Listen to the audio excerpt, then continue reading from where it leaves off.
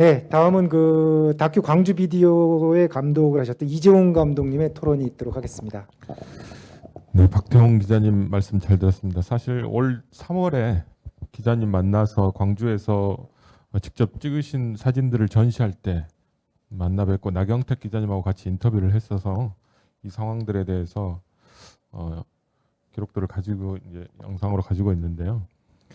이 사진과 당시의 상황을 증언한다는 것이 얼마나 중요한가 오늘도 많이 느끼셨을 것 같습니다. 그때 찍은 사진들, 영상들 많이 있는데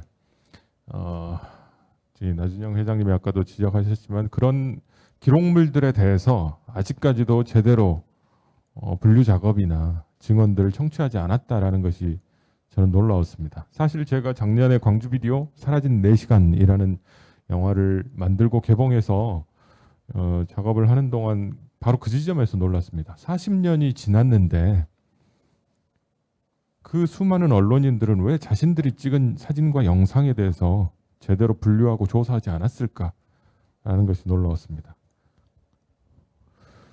그리고 오히려 80년이 지나자마자 CBS, ABC, NBC의 보도 영상들을 가지고 외국에 있던 교포들이 편집을 해서 진실들을 알리려고 했을까? 그 마음은 어떤 것이길래 그리고 무슨 진실을 전달하고 싶어서 그런 작업들을 했을까라는 것을 마음을 따라가 보다 보니 광주 비디오 사라진 4시간이라는 작업을 하게 됐고요. 광주 비디오를 다 모아서 살펴보니 그 안에는 아까 나재현 회장님이 보여주신 CBS 유영길 감독님이 찍으신, 그 다음에 ABC 최강태, NBC 또 유 기자님이 찍으신 영상들이 사용이 됐었습니다. 근데 그 장면들을 모아서 저도 영화로 편집을 하다 보니까 뭔가 이상한 생각이 들었어요.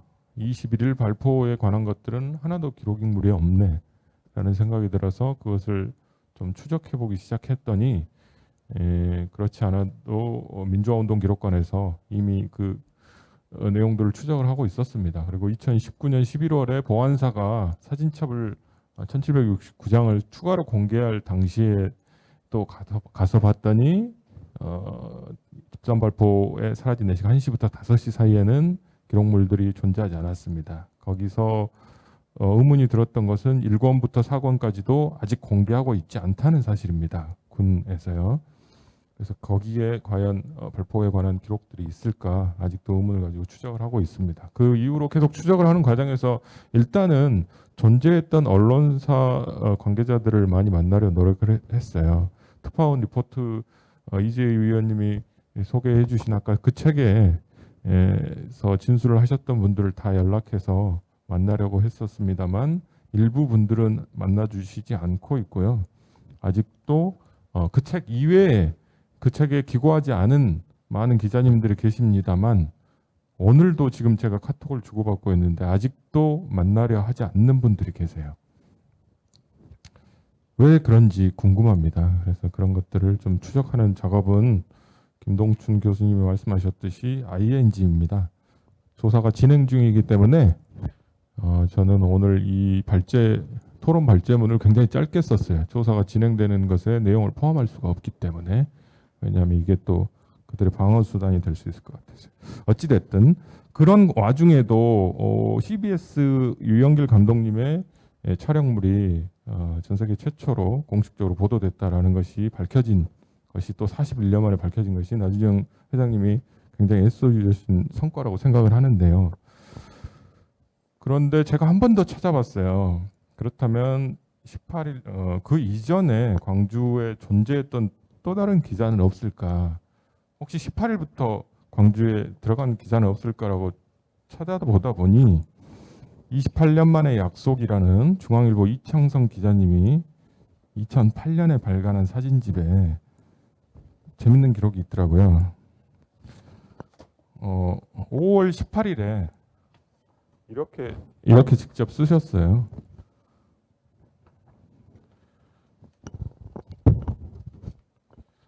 광주고속 터미널 앞에 밤에 도착해서 5월 18일 저녁에 도착해서 화염에 휩싸인 건물의 사진을 찍었습니다. 5월 18일이라고 기록을 해놓고 있어요.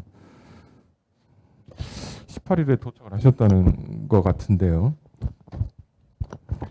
예, 취재 수첩에도 써 있습니다. 5월 18일 낮 1시경 데스크의 긴급 취재 명령으로 아무런 준비 없이 홀로 고속버스 편으로 광주로 내려갔다고 합니다. 그리고 다음 페이지에 19일 도청 앞에서 11공수가 군장을 풀어놓고 있는 사진까지 날짜를 포함해서 기록을 해놨어요. 이 부분이 좀 간과되고 있지 않나 싶어서 촬영을 하신 기자님을 다시 만나서 확인을 해봐야겠다. 이후에 TBC 김창훈 기자님하고 그다음에 또 다른 사회부 기자님, 그다음에 연합의 합동의 또 다른 기자님하고 네 분이 24일 날 광주를 빠져나갔다라고 취재 수첩에 여기도 적어놔요. 그 기록이 진술한 기록이 있는데 당시 광주 상황 일지를 저희들이 뒤져보다 보니 실제 그 네 분이 24일 날 빠져나갔다라고 계엄군이 기록을 해놨습니다. 타자를 쳐서 정리를 해놨고요. 그때 내용이라고 해서 6일간 취재를 하고 올라간다고 써 있습니다. 24일에서 빼보니 18일부터 도착한 게 일단 숫자상으로 맞아요. 그렇다면 18일 날 여기에 존재했을 가능성이 있다. 그렇다면 어쨌든 낮에 공수부대가 만행을 저지른 사진은 아니더라도 18일 날 기록된 사진일 가능성이 있다. 이거는 확인을 해봐야 될 것 같습니다.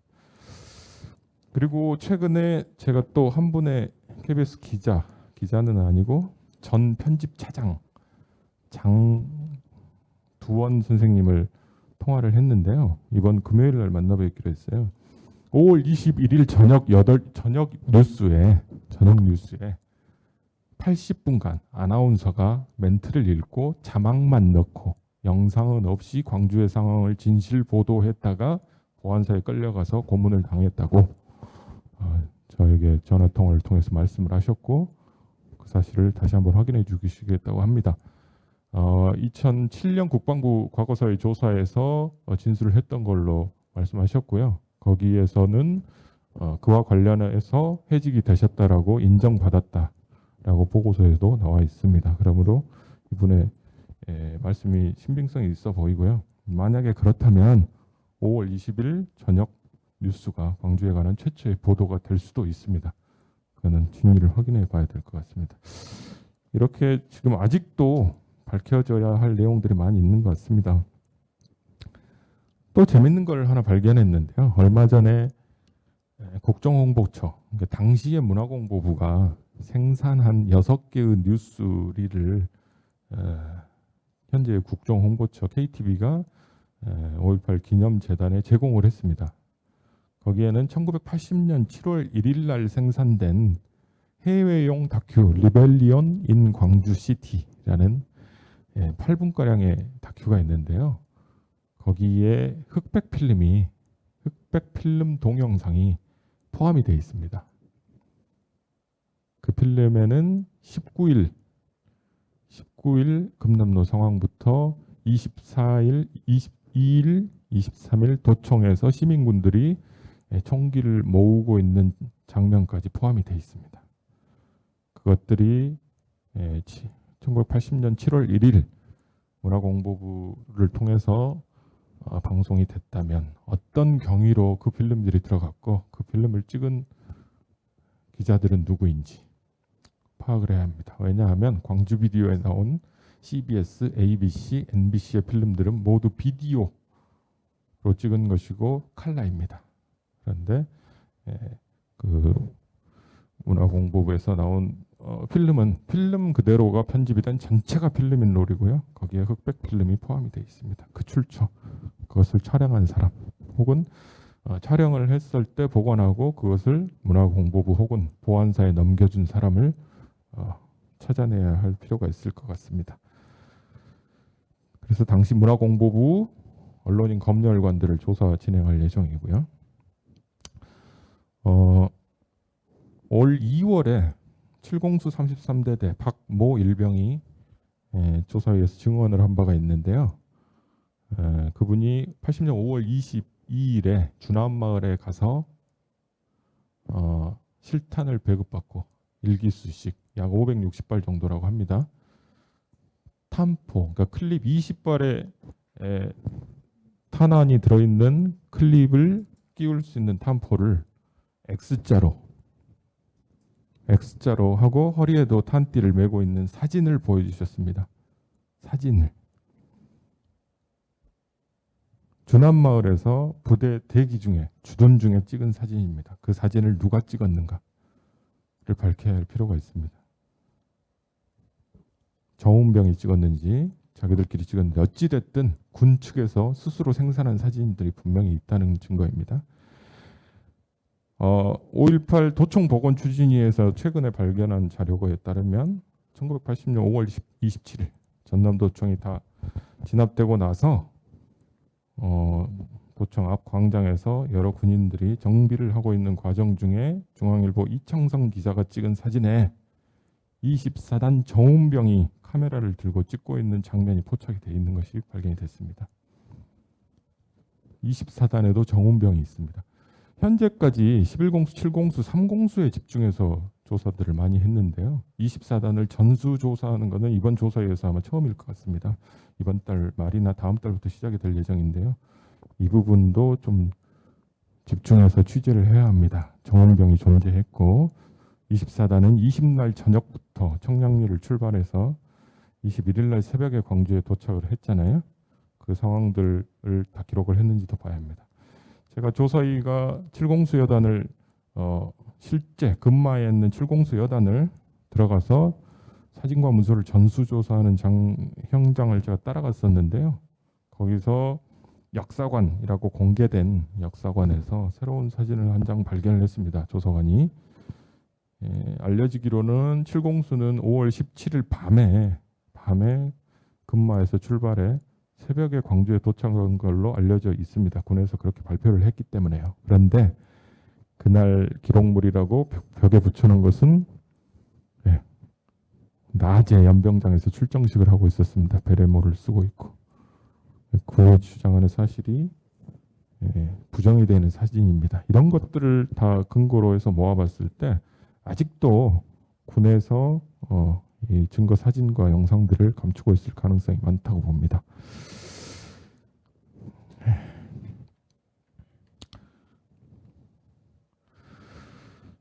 그래서 3월 달에 제가 조사위 활동을 하나 따라갔던 것이 이제 기억에 남아서 그걸 마무리 말씀드리겠습니다. 그 당시에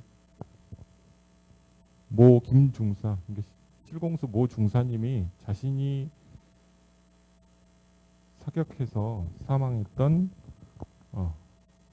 피해자 유족을 직접 만나서 공식적으로 사과를 하는 현장을 그분께서 언론에 공개되는 것은 꺼려 하셔서 저 혼자만 가서 취재를 기록으로 하게 되었는데요. 용기 있는 증언들이 이제 더 시작이 되리라고 봅니다. 그와 관련해서 그 현장에 계셨던 언론인들도 용기 있게 증언들을 해주실 필요가 있다고 보고요. 무엇이든 알고 있는 진실이 있다면 한 말씀이라도 더 해서 숨겨진 진실을 찾는 데 도움이 되셨으면 하고 간곡하게 부탁드립니다. 이 말씀으로 마치겠습니다. 감사합니다. 네, 감사합니다. 그 시간 관계상 조금 제가 서둘러서 좀 토론을 마쳐달라고 말씀드렸습니다. 조금 그 전체적인 토론이 끝난 다음에 조금 더 시간이 있으면 말씀드리도록 하겠습니다. 다음은 그 김영미 다큐앤뉴스 코리아 대표께서 토론해 주시겠습니다. 안녕하세요. 저는 다큐앤뉴스 코리아 대표이고 분쟁 지역 전문으로 취재하는 PD입니다. 제가 다닌 나라들은 대부분이 전쟁과 분쟁으로 많이 힘들어하던 나라들이었습니다. 그곳에서 발포의 기억이라고 하면 몇 번의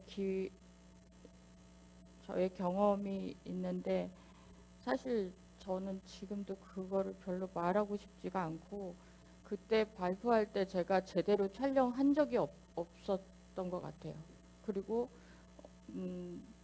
제가 5.18의 발포 기록이 없거나 또 그 현장에 계셨던 취재 기자분들의 공포가 지금도 이렇게 느껴지는데 한편으로는 40년이 지나도 저 트라우마를 못 벗어나는구나 해서 제가 상당히 절망하며 지금도 취재를 하고 있습니다. 아랍의 봄 때 이집트 카이로의 따우리크 광장 앞에서 쓰러지던 청년들, 그 다음에 시리아 다마스커스에서 헬기 사격으로 같이 도망가던 기억, 그리고 홍콩에서조차 권총 사격을 당하면서 쓰러지는 학생은 옆에 있었던 기억, 예멘에서 예멘 대학교 앞에서 저격수들이 쏘던 기억, 이런 것들이 어떻게 트라우마로 안 남을 수 있겠습니까? 사실 그 당시 계셨던 그 기자분들이 현장에 계신 것만으로도 참 대단하다고 생각하고 저는 아직도 잘 못 찍습니다. 그래서 저도 또한 취재 끝나고 항상 힘들어하는 기억인데, 그 40년 전에 저는 사실 각오를 하고 가는 취재진이고, 그분들은 그냥 거기 무방비 상태로 아무런 장비 없이 내려가서 방탄조끼도 없고 그런 상황에서 본인 몸을 가셨다는 것만으로도 저는 대단하다고 생각을 합니다. 특히 이런 민주화의 현장에서 시위를 하거나 발표를 할 때는 대부분이 친정부 군인들이, 외신 기자들은 대우를 합니다. 그래도 죽지 않게 하려고 어떤 식으로 작전을 전개한다, 우리가 발표한다, 이런 사실들을 미리 귀뜸도 해주고 그렇게 합니다. 근데 현지 기자들에게는 그런 대우가 전혀 없는 걸 현장에서 종종 봅니다. 그러면 5.18 때도 마찬가지였을 거라고 생각을 합니다. 제가 지금까지 잘 못 찍은 기록이나마 이것이 40년 후에 그들에게 과연 도움이 될까, 저도 지금 그런 생각들을 많이 하면서 취재를 합니다. 현재는 핸드폰도 있고 또 작은 카메라도 있어서 얼마든지 더 찍을 수도 있는데, 사실 현장에 가면 그것을 편집되게 제대로 A부터 Z까지 찍을 수 있는 용기는 저는 아직 없습니다. 그리고 영원히 없을 수도 있고, 그래서 비루한 저널리스트로 남을 수도 있겠지만 무서운 건 어쩔 수가 없었어요. 지금도 무섭고, 그리고 얼마 전부터 아프가니스탄과 미얀마가 굉장히 화두가 되고 있는데, 아프가니스탄에서 제가 탈레반 취재를 하면서도 탈레반의 얼굴을 촬영 못한 경우가 굉장히 많았습니다. 그들이 자신들의 얼굴은 촬영하면 안 된다고 그러고, 그럴 때 카메라 들이댔다가 혹시라도 제가 납치되거나 혹은 목이 잘리지 않을까라는 그런 공포 때문에 인터뷰를 하러 가서도 비굴하게 목소리만 녹음해갖고 온 적도 굉장히 많습니다. 그래서 저처럼 비굴한 저널리스트가 그래도 현장으로 가려고 노력하는 거는, 그래도 현장에 있으면 조금은 한 장이라도 기록을 하지 않을까, 그리고 한국에 조금이라도 그쪽 나라 이야기를 전해줄 수 있지 않을까. 아프가니스탄 취재가 11번입니다. 미얀마 취재가 7번입니다. 가서 돈을 벌 수 있는 길은 없고, 오히려 분쟁 지역은 취재하러 돈도 많이 들지만 그런 곳에 가서 취재하는 건 우리나라 과거의 민주화 현장과 지금 현재 민주화 현장을 오버랩하면서 조금 더 분석을 하고, 그걸 통해서 국민의 알 권리를 우리 사회에 갖다 놓고자 하는 저의 욕심일 수도 있고요.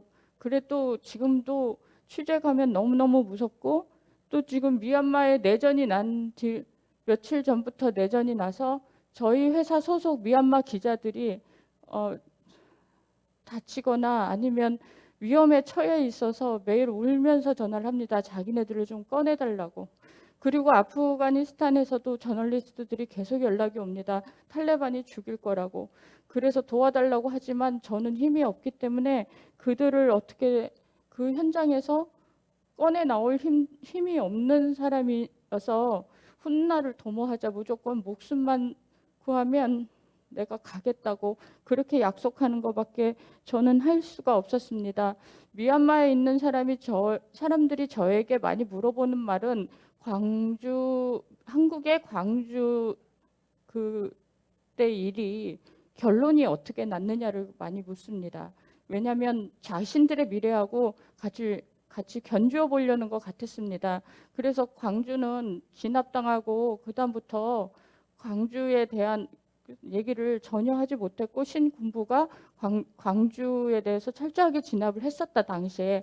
그렇게 얘기를 하면 굉장히 실망을 합니다. 근데 제가 그다음 하는 말은 근데 40년 지나니까 대한민국은 더 이상 군인이 시내 한가운데서 총을 쏠 수가 없다. 그리고 진압 작전을 해서 시민의 머리를 총으로 쏴 죽일 수 없다. 이제는 그거는 한국 국민들이 만들어 놓은 성과이자 민주주의라는 대의이다라고 얘기를 합니다. 그 과정 속에서 미얀마 사람들이 희망을 품게 되고 우리도 40년 후에 한국처럼 될까요? 라고 물어봤어요. 이번에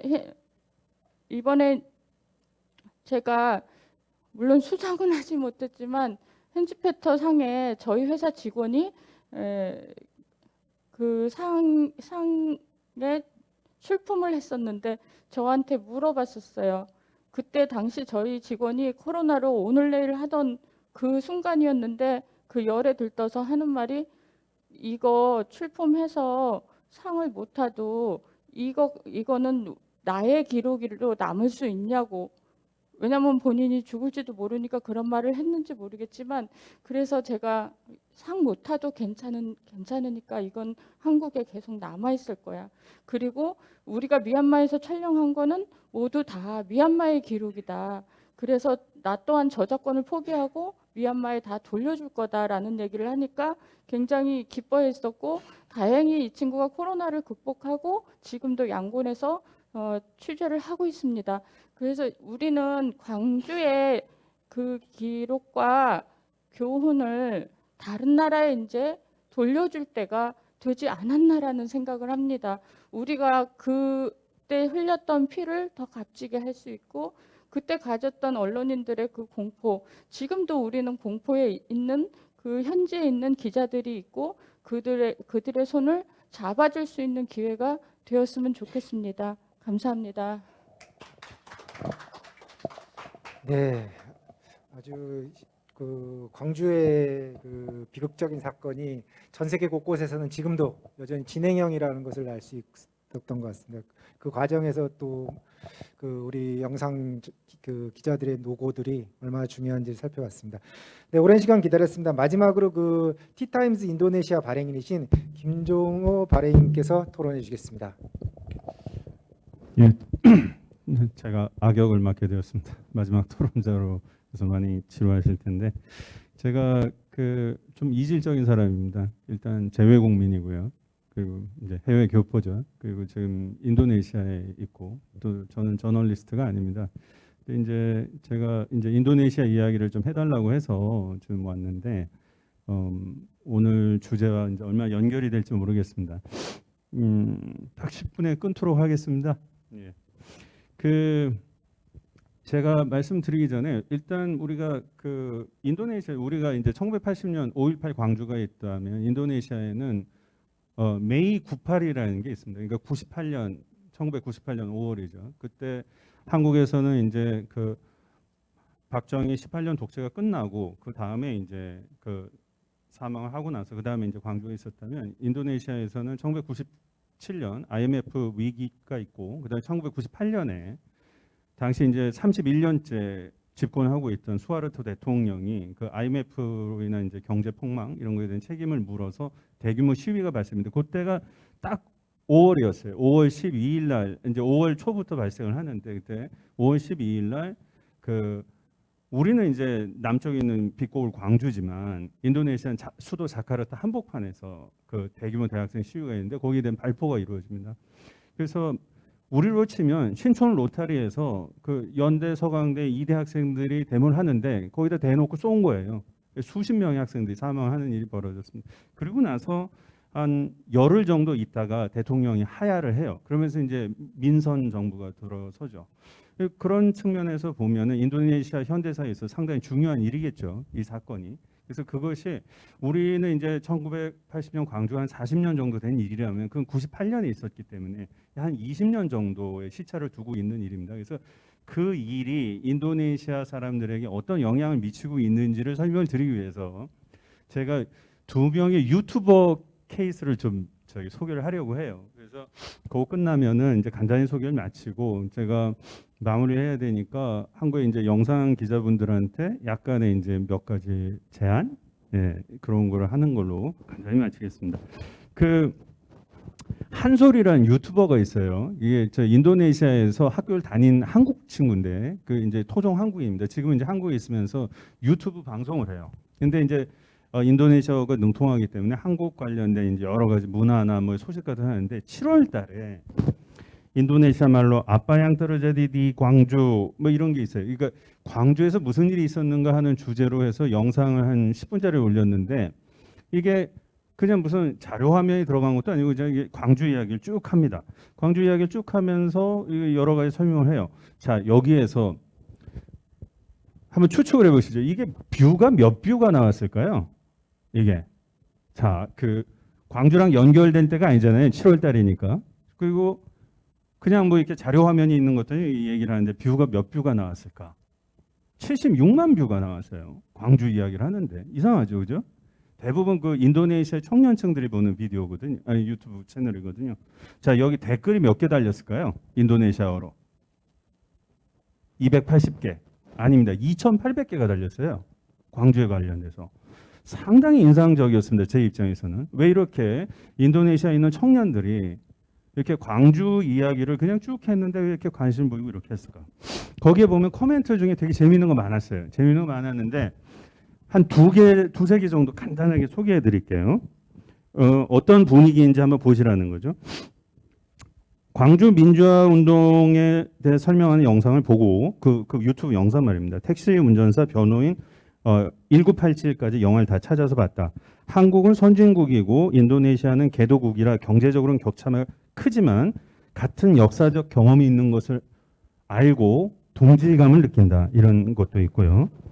그 다음에 이 영상을 보고 댓글에서 사람들이 보라고 추천한 영화 택시 운전사를 봤다. 영화를 보면서 나는 울음을 그칠 수가 없었다. 광주 시민들의 강한 결의의 경의를 표한다. 광주 시민들 덕분에 지금의 한국이 있다고 생각이 든다. 광주 시민들에게 감사해야 마땅하다고 생각한다. 이거 제가 지어낸 게 아니라 거기 있는 댓글을 그대로 읽어드린 거예요. 또 하나 인상적인 거 있었어요. 어떤 학생이 나는 문학을 전공하고 있는데 나는 최근에 학위 논문으로 한강, 작가 한강 아시죠? 작가 한강의 소년이 간다에 대해서 썼다. 이 소설을 읽고 나서 한국도 우리 인도네시아의 1998년 5월과 같은 일이 있음을 알게 되었다. 광주에 대해서 더 깊이 알고 싶은 인도네시아 사람들이 있다면 작가 한강의 소년이 간다를 읽어보길 추천한다. 어떻게 읽을까요? 한국어인데. 인도네시아어로 번역이 돼 있거든요, 이미. 예. 그냥 세계 뭐 한 수십 개 국어로 번역이 돼 있는데 거기에 인도네시아도 포함이 돼 있는 겁니다.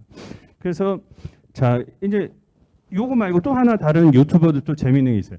인도네시아 사람인데 한국에 와가지고 그냥 인도네시아 아재예요. 그래서 한국에 와가지고 한국 여러 곳을 돌아다니면서 막 유튜버 브이로그 이런 거 올리는데 작년 3월에 영상을 올린 거 하나 봤는데 이 사람이 택시 운전사의 고향 광주를 간다 이러면서 혼자 광주를 찾아갔어요. KTX 타고. 그러면서 이제 그 우리 유튜버들이 많이 하는 것처럼 자기가 찍고 여기는 광주 어디입니다. 저 설명을 하면서 그 영상을 쭉 했는데 그 영상 끝부분에 뭐가 나오는지 아세요? 광주에 가면 5.18 시계탑이라고 있죠. 5.18 시계탑 밑에 보면 안내문이 있는데 그 안내문이 힌츠페터 기자가 한 말이 안내문에 써 있어요. 그 안내문에 힌츠페터 기자가 한 말이 있는데 거기에 보면 제가 잠깐 알려드릴까요? 시계탑이 모든 것을 알고 있다는 사실은 반드시 계속 전승되어야 합니다. 시계탑은 자유의 기념물이자 한국 민주주의의 시작을 상징하는 것이기 때문입니다. 이 문구가 실제로 있어요. 거기 안내판에. 그러니까 이 사람이 이거를 인도네시아 말로 설명을 하고 있더라고요. 이 사람이 동네 아저씨라서 유튜브 뷰가 안 나와요. 한국에 가서 아무리 열심히 올려봐요. 한 100뷰, 200뷰 나오거든요. 요 영상의 뷰가 몇 개 나왔을까요? 구독자가 600명인데. 뷰가 7,800뷰가 나오고 댓글이 수십 개가 달렸어요. 그래서 그러니까 저 입장에서는 자 이렇게 인도네시아 사람들이 우리에게는 이미 거의 박제화되어 가는 광주에 대해서 왜 이렇게 관심을 갖는가? 아까 처음에 말씀드린 것처럼 1998년 5월이라는 경험이 있죠. 그 사람들에게도. 그러니까 그 자기들의 사회 역사적 경험이 한국의 5.18 광주를 다루는 여러 가지 영상 매체나 그다음에 영상 자료들을 통해서 재해석되고 재생산되는 거라고 봐야 될 것 같습니다. 그래서 그 인도네시아에서 그런 분위기가 있다는 건 조금 생소하실 것 같아요. 좀 소개를 드렸고요. 그다음에 한 3, 4분 정도 그 한국의 영상 기자분들에 대해서 간단히 제안을 좀 드리겠습니다. 뭐 제안을 제가 들을 위치에 있지는 않지만 조금 이제 외부 분위기 같은 거 조금 보시라고. 그 첫 번째는 한국 대중문화가 이 동남아, 저는 이제 동남아에서 왔으니까요. 동남아 쪽에 가지고 있는 파급력을 한국에서 좀 잘 아셨으면 좋겠어요.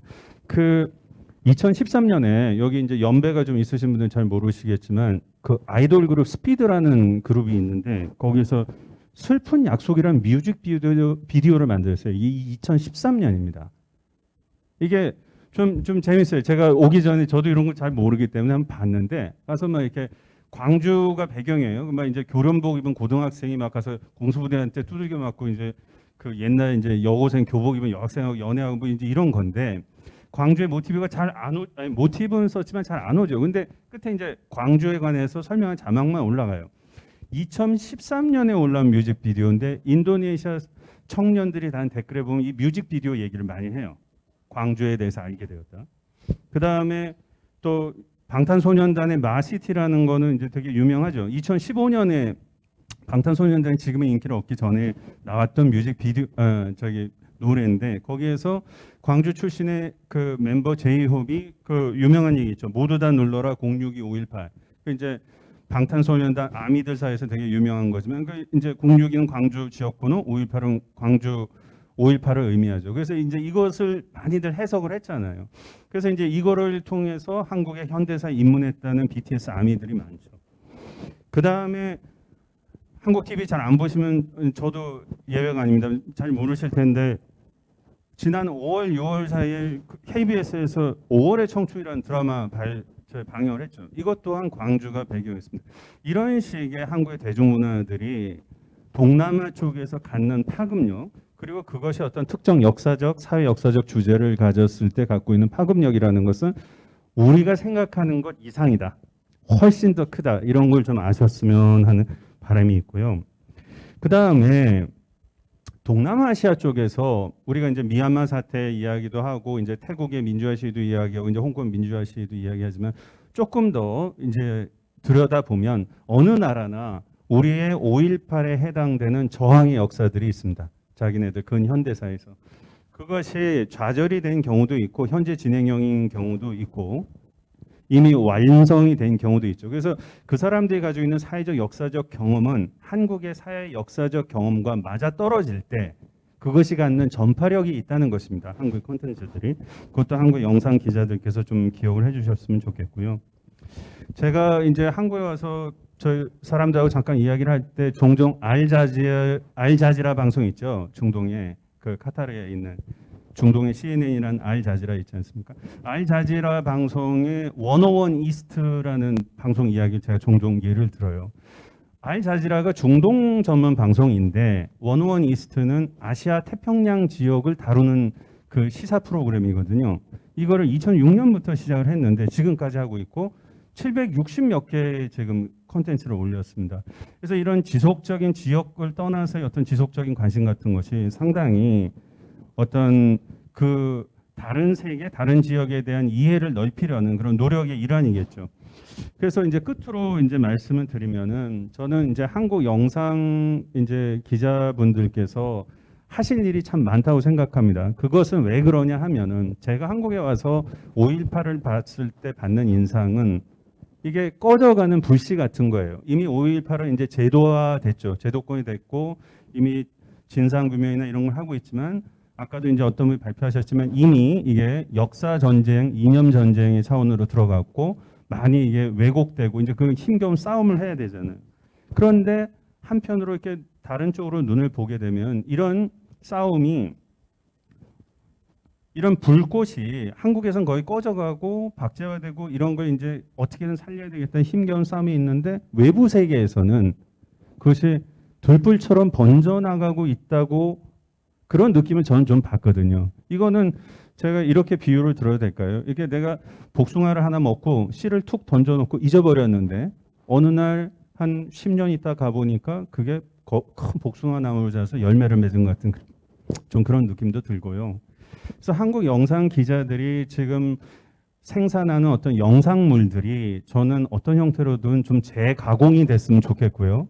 그것이 한국이라는 이런 지역을 넘어서서 저는 이제 동남아니까 동남아 기준 말씀드리면 동남아에 있는 많은 사람들에게 그것이 재가공돼서 그쪽 사람들이 이해할 수 있는 언어로 많이 제공이 되면 한국이 가지고 있는 사회 역사적 경험과 동남아의 사회 역사적 경험이 영상을 통해서 만나는 접점이 분명히 있을 거라고 봅니다. 그런 작업을 앞으로 해주시면 상당히 새로운 그런 미디어의 역할을 하실 수 있지 않을까 생각합니다. 들어주셔서 감사합니다. 네, 오래 기다리셨습니다. 많이 또 좋은 얘기 많이